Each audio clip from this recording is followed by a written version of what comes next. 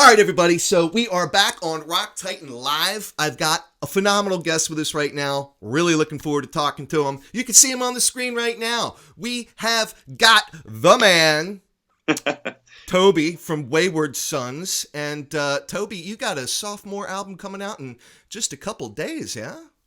Absolutely, yeah. This Friday over in the UK, and I think from around the rest of the world, obviously. Yeah, really looking forward to getting it out there. It's been a little while in its coming to fruition, but we're really excited about it. It's good to be back on the airwaves. Right on. So The Truth Ain't What It Used to Be, and of course, this is the follow-up from your very first album that you only came out with a couple years ago. I would imagine you only just started finishing touring with that one, and we're talking about Ghosts of Yet to Come, yeah? Yeah, absolutely. Yeah, I mean, I think we sort of finished the touring cycle of that album this summer. We did a whole bunch of festivals. We finished in the UK at a festival called Stone Deaf, which was in Newark, which is a new festival over here. Okay. Which is the last gig really of the album cycle. And we're about to get back on the horse again over here in the UK with the launch of this record. We're touring with Black Star Riders in the UK and Europe, and so it's exciting. It never stops. I mean, it's I'm kind of the mind of getting back to the process of making records. Within a year of each other, actually. Because, I mean, obviously a lot of my favourite artists, David Bowie, Queen, Thin Lizzy, all those great bands often put two albums out a year, So, right.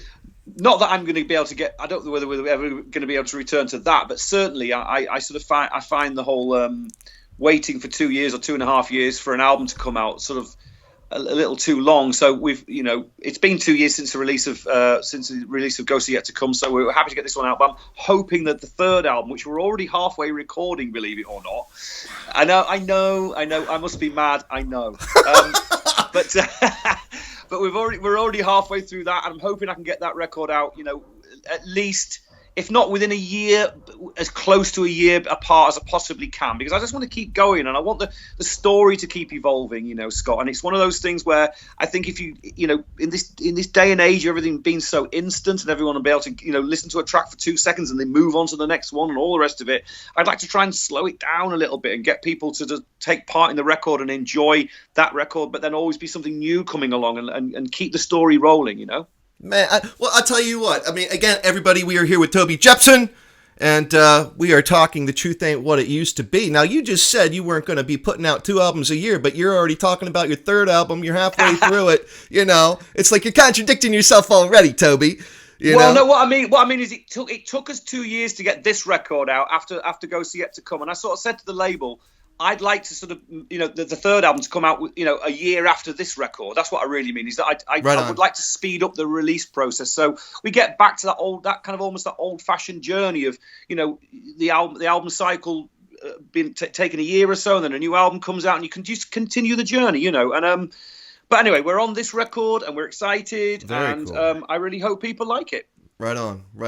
Now, how do you feel about how Wayward Sons has evolved and the success you've had with this band?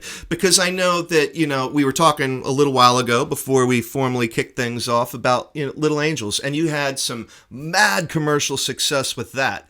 Now, you as an artist, especially as a singer, songwriter, you're the man. Wayward Sons is your brainchild. Do you ever have like any level of anxiety with something like this where you're trying to repeat the success you once had, or are you just comfortable letting things go organically and whatever happens, happens? Yeah, I think the latter really. I've been in this game for 30 years now, and Right. and I think what I'm interested in is the work. I'm interested in writing songs and getting that music heard. And it's a really difficult thing to do. I mean, I think this day and age, with the way that the record industry has changed, you're part of the white noise in many ways. You think about the amount of music that's released these days and through the internet, and the fact that people don't need record labels anymore. There's been a proliferation of music, but I still maintain that great songs are hard to come by, and what you should be doing is concentrating all your efforts on writing as good a material as you possibly can, and hoping the message and the narrative is really clear. And yes, so that's my process. I mean, Little Angels was a band that we had that we had when we were kids. You know, I think we signed a record deal. I was 20. Our keyboard player was 16 years old. You know, so we were young kids, and since that time to where I am now, I've learned an awful lot about the process. Obviously, I've become I think a better writer, and I'm interested in, like I say, just keeping going, just keeping making music, and hope that people like it. Whatever comes along as a result of that, I accept with great pleasure. Sometimes it's I've had successes, sometimes I haven't, but the important thing is to never stop and just keep going. That's what I feel. Awesome. I love it. So, what's with all the clowns, Toby? Well, isn't the world populated by clowns at the moment? This is the point. You know? Oh man, this is what it's all about. It just seems to me that we've gone completely mad. I mean, I sort of, when I was writing this record, you know, I got stuck in that sort of thing where, you know, how do I follow up an album that's had some relative success? I mean, Ghosts Are Yet to Come was received certainly critically very well around the world, and I didn't really know or anticipate how well that record was going to do. You know, I put the band together and we had some fun, and I was quite inspired, and you know, we made that record on with full of joy, but none of us knew what was going to happen. So then, of course, it did well, and I sort of found myself in a situation where I was thinking, now what do I talk about? You know, what do I say now? You know, right. But actually, the narrative was right before my eyes. I mean, we're going through. I think the world is going through some extraordinary changes. Certainly, sort of, you know, without getting too heavy because I don't want to, but it's certainly from a political point of view and from social politics and all the rest of it around the globe is incredibly difficult to navigate right now and to understand it. And I sort of hit upon the idea of clowns, really, because I just sort of look at an awful lot of the leaders that are supposedly leading us. I use that term very loosely. And I just think it's like living in a sort of an alternate universe where the lunatics have taken over the asylum, quite frankly, you know. Man, yeah. So, you know, I mean, and I think, you know, we have to laugh at these things. If we don't laugh, then we'd be screaming ourselves into oblivion. I mean, I look at the current climate, and I sort of think my responsibility as an artist is to report on it. I mean, I'm not a politician. I don't pretend to be. I'm not interested in being a politician. What I am is a human, and I'm trying to talk about the human experience and trying to hold a discussion with people and say, look, we need to talk about these things. We need to start to realize that we're, you know, there is only one place. We only live on one planet. We've kind of got to find a way forward, and it certainly doesn't seem to be very positive right now in lots of ways. And so. But I think the only way that you can combat that, Scott, is you got to stand up to it. You got to be able to talk about it. You got to wave a flag and say, "Hang on, let's have this conversation." And I'm really pleased that I, in my own small way, can do that. And I hope that you know, people can understand that and they can get into the idea of what the record means, because it's about the search for truth. It's about what are we doing to ourselves at the moment. You know, how are we managing to? How have we got to this place? Why are we in this place, etc., etc., you know? Well, I think that the public is more likely to get the truth from artists such as yourselves than they are the mainstream media, you know, because like you touched on, I mean, things are very chaotic over in the UK as they are in the United States, and just worldwide, it's a catastrophe. And I love the fact that you said, you know, you really need to have that sense of humor about it all. You know, you almost need to laugh about it. Take it seriously, but you gotta laugh about it because, you know, if you get too into it, you'll lose your mind. But, you know, that's one of the things I want to talk about there. So everybody, The Truth Ain't What It Used to Be by Wayward Sons comes out October 11th. And, you know, when I mentioned the clowns for everyone, if you haven't already gone and, you know, gone on YouTube to check out some of these new songs from this album, you know, the clowns, all right, we've got Any Other Way, we've got Jokes on You, and Little White Lies. You know, so far, and I guess there's a fourth one, yeah? So it's a story. It progresses, you know, but the one common theme is we've got all these clowns. And one thing I thought was very interesting, Toby, and I kind of want to dive into this specific song a little bit, because it touches on so many different things, so many different landscapes. And maybe you were conscious of this, maybe you weren't, but that's what I want to find out about. Specifically with Jokes on You. I noticed that when the video starts, you know, well, the song, I guess your song doesn't officially kick off, but, you know, when you're starting to tell the story, you've got Folsom Prison, you know, by the legendary Johnny Cash singing in the background, you know, and then you've got all these clowns walking around. And it immediately struck me because right now, one of the big movies that's out right now is Joker with Joaquin Phoenix. And I just thought it was funny that, here's the Joker, he's a clown, but then one of Joaquin Phoenix's biggest movies was, Walk the Line, where he played Johnny Cash. That's mad, isn't it? And he actually did the vocals, and I'm just thinking, you know what? I wonder. I don't know. I don't know Toby, but was he actually like so cerebral, in this particular song, with all the clowns, with Joker coming out and Johnny Cash playing Folsom Prison in the background, that somehow Joaquin Phoenix is tied in all this? Is he one of the clowns in this video? I'm looking for Joaquin Phoenix. Could he be in here somehow? Exactly. Well, now if I rip off my mask, Scotty, and underneath you will find me. No. Honestly, it is purely coincidental, but wow. Maybe this is the whole point about the world, isn't it? That you're only 3 steps away from everybody and all the rest of it. I mean, when I put together this whole record, the Joker film hadn't been announced.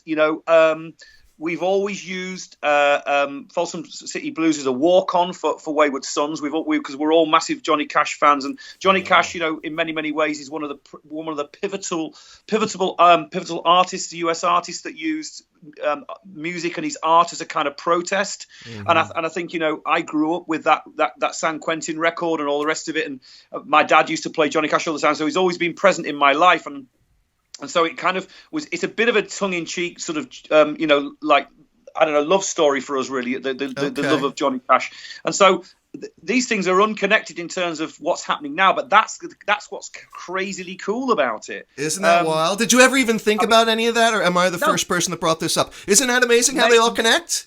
No, isn't that mad? But that's the world, isn't it? I mean, I think this is what's so fantastic about the way, certainly about the way that the world is working at the moment from a communications point of view. I mean, I think there's an awful lot to be answered for in terms of social media and the way that Facebook and Twitter and the Twitterverse and all the rest of it, have compounded the problem of what is the truth and all the rest of it. All these things we've been discussing, but at the same time, the very fact that it's so wide open and it allows conversation and discussion and things can spread so quickly. I think this is a, it's kind of a poison chalice in many ways, but I think it's a fantastic thing. And so I think the messages transfer very, very easily. And maybe there are it's constantly subliminal. I don't know. All I know is that when I was writing this album, it kind of popped into my head, and it was entirely driven by the concept that, maybe there is an alternate. Maybe I'm living in an alternate universe. Maybe one day I'll wake up and this kind of world of nutters that seem to exist at the moment.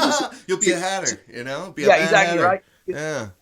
Maybe I'll pinch myself and it'll all just be I'll be living inside a movie, and that's kind of what it feels like. And so that's the premise of this record. That's the search. That's the narrative, is to hold that conversation. And it just seemed absolutely right to me to use the kind of image of clowns, because let's be honest. I mean, not everyone likes clowns. Some people are absolutely terrified of clowns. Well, you've got It out there right now, so yeah, with Pennywise. And there's that's another weird one. I mean, when I was talking to my manager, you got to remember we started writing this record over a year ago, okay. And so when I was talking to my manager about the whole idea of it, and he was saying, "What's it all about? And what you're talking about?" and I started explaining it. All right, the first It movie had been out, and I've been a Stephen King fan for ever since I could read, so okay. I know all about his work, but I didn't stop to think that, I was aping that or I was using that. It was just a story that existed. So I don't know, maybe this is the way that the universe rolls out in front of us, and you just have to sort of learn to, you have to sort of decide to get on the train or not, So yeah, I think it's cool, and I think it's obvious that people are thinking very similar things in that case, Right on. Now, staying, in the kind of the theme of the music, the music videos right now. I don't know if a lot of people know this about you, in your past, but in your time, when you're not doing music, you've done some acting. You've got some film credits to your career. Do you not? I think acting might be a slight exaggeration. I think glorified standing about eating donuts just about sums it up. Being an extra, okay, all right. but have any of those experiences that you've had, like on the film side of things, did they have a part to play in the music videos that you've put out there? Like any directing? Do you handle the directing, or do you just totally leave that to other people? No, I write and direct it. I mean, I Right certainly on. on this set of videos, I've written and directed all this, and on the first album with the zombie theme that we had, I wrote that, and I co-directed with a friend of mine who's a guy called Jay Hillier, who's a fantastic young British filmmaker. Oh, And cool. the film business is something that I've always had a dalliance with, and it's something that I definitely want to do more with as I go further into my career.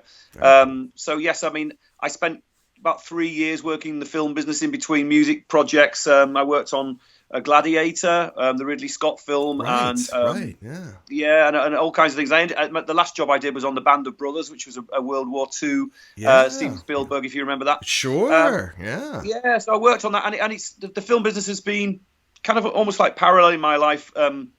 In lots of ways, I used to be heavily involved in the Little Angels video making as well. So Right it's on. something I've always enjoyed and something I will continue to try and do more work with as I go down further into my life.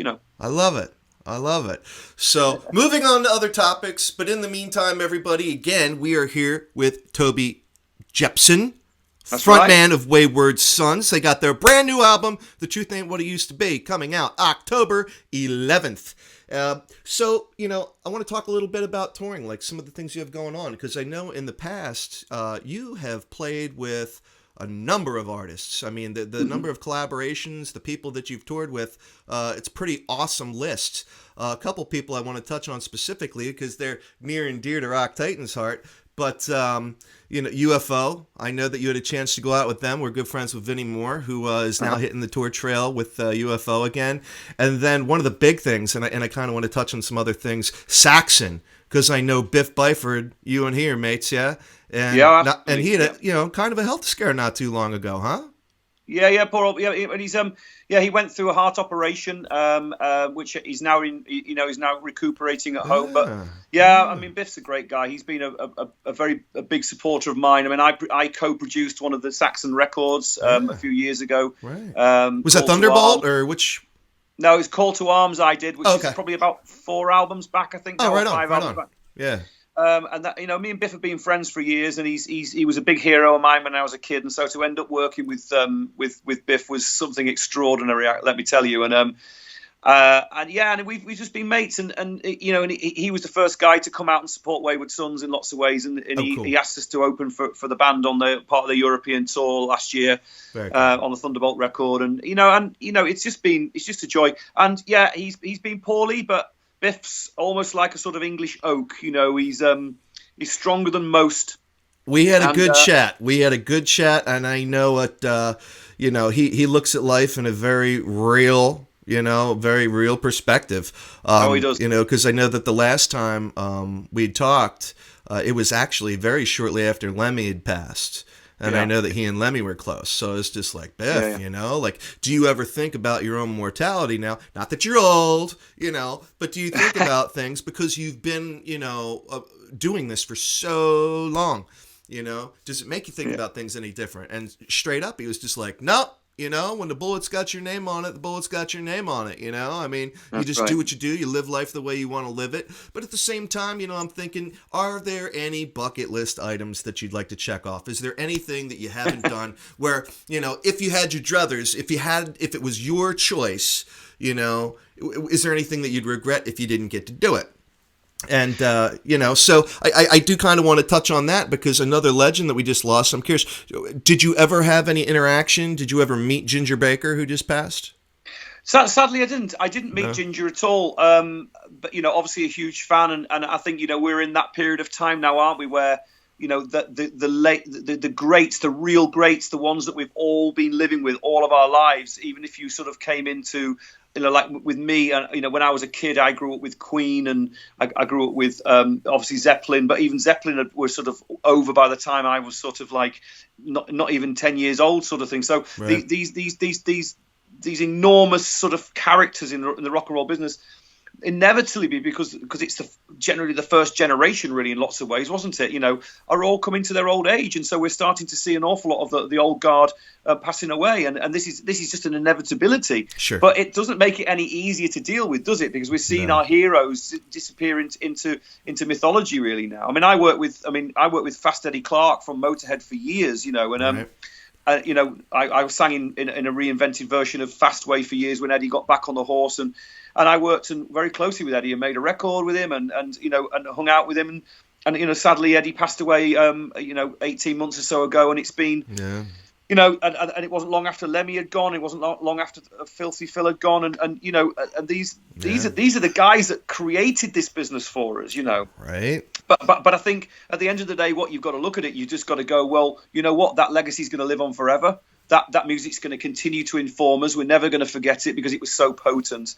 And really, someone like me, I really think I'm sort of standing on the shoulders of giants. I mean, to hang out and work with someone like Biff Byford, I mean, who I grew up listening to, right, is an extraordinary thing. And I completely agree with Biff. I think I hope I keel over on stage at the grand old age of 89 or something. I think I remember you saying something like that. Yeah. Still trying to jump off the drum riser with a star jump or something. You know what I mean? I hope I can still do that. You know, but because that's what it's all about. You've got to live the life how you've got to lead the life you want to live, and that is a big lesson. And Biff's a prime example of someone who's done that, and never a greater example. Right. So as you're planning Wayward Sons tours, do you ever kind of you yourself look at who you would like to tour with? Like, do you actually focus? Do you have a real stiff hand in picking who it is that you would really like to play with based on any of your personal preferences? Well, I think you know, first of all, I've got a fantastic agent, a guy called Steve Strange, who, funnily enough, was the drummer in Fastway with me and Eddie, which is a bit of a trivia for you there. Awesome. In the period that I worked with him, but no, Steve's a brilliant agent, and you know, we have conversations about these things, and we sit and talk about the desires and all the rest of it. But of course, there's a massive amount of competition to try and get on tours. Of note. It's not always easy, and of course the headlining acts, as I've been a headlining act myself, you know, when bands are offering their services to be an opening act, you choose things based on all kinds of criteria. I mean, you know, we're going out on the road with Black Star Riders in the UK starting this week. Right. I think our first show is on the 10th, so just the day before the album comes out. And then we're going to go into Europe with them. Next year we're in Europe with Steel Panther. Oh, right on. And you know, I mean, end of the day, what you do is you want to.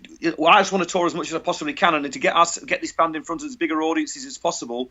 The struggle is to find the tours that allow that, if you know what I mean. So, I've told Steve the kind of bands I'd love to work with, but it's really anyone's guess whether you can actually physically get on those tours. And all you can do is chuck your hat in the ring and hope that the headline band like what you do. You know. Right on. Yeah, so we'll just see. But I'm very happy with who we've toured with so far. I mean, like you say, UFO was amazing. Yeah, you've had some good ones. Living Colour, I know, was on there. Steel Panther, like you said. Yeah. Living Colour was brilliant this year in July. They're huge heroes of mine. And yeah, Corey Glover, he's great. We just talked to him a little bit ago. Yeah, awesome. Fantastic awesome people. Yeah. So I want to be sensitive of your time, and I know you need to move on to other media rounds. But so what can we expect next from Wayward Sons? Is this story going to continue with the Clowns? Do we have other music videos that are going to be coming out in support of The Truth Ain't What It Used to Be? October 11th, people. We got new music videos being directed by Toby Jepson. Yeah, absolutely. Well, I mean, we've already filmed 4, and so You've got one more video to come in this sequence. Okay. It's likely we will film another video for one more song off the album, but I think what I've wanted to do with this narrative of this video is to create a pretty much a full narrative piece, and we're going to re-release, I think, all of the footage as a dramatic piece, as a small film at some point as well. So that's going to be available. But really, our focus is on touring, Scott. We're going to get out on the road and do as much as we possibly can. We're really pleased with this record. We really hope people get the message and understand what it's all about, and we'll get a chance to come into every territory we possibly can. I mean, I would love to come to the US and play. That's definitely on our within our sights, and awesome. It'll all come down to when and how, if you know what I mean. But very cool. You know, the short to medium term future is to get out there and play and just to make this record happen. Awesome. Well, Toby, thank you so much again for joining us on Rock Titan Live, and everybody, make sure you go check out Wayward Sons on Google, just the Google universe, man. All you got to do, Wayward Sons. You'll find everything they got going on. Find out everything. I'm Scotty J. We're out. Thank you.